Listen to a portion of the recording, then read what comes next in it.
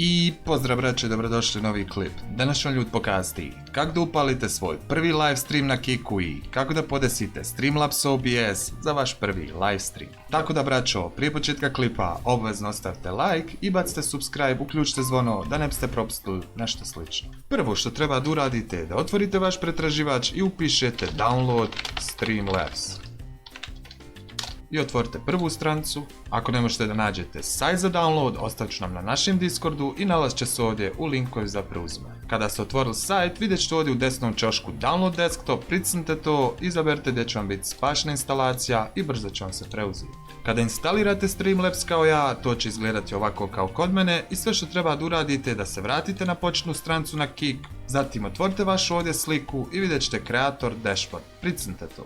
Kada ste otvorili kreator dashboard, izgledat će ovako kao kod mene, ali sada ćemo to ostaviti za poslije i ostavit ću za sljedeći video klip da vam objasnim kako da podesite svoj live, kako da promijenite sliku vašeg live-a i kako da sredite vaš live, opise i igre koje igrate. To ćemo ostaviti za sljedeći klip. Kada ste otvorili kreator dashboard, da bi upalili svoj prvi live stream na Kiku, potrebno je da otvorite ovdje settings, pricnite to. Zatim pređite ovdje na stream key i ovdje ćete vidjeti vaš URL i stream key. Naravno, stream key nemojte dijeliti ni sa kim, pošto će ljudi moći upaliti vaš live stream preko vašeg ključa.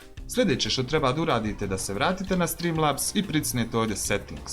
Zatim pređite ovdje na stream i ovdje ćete vidjeti stream tape, streaming service. Umjesto to izaberite custom streaming service.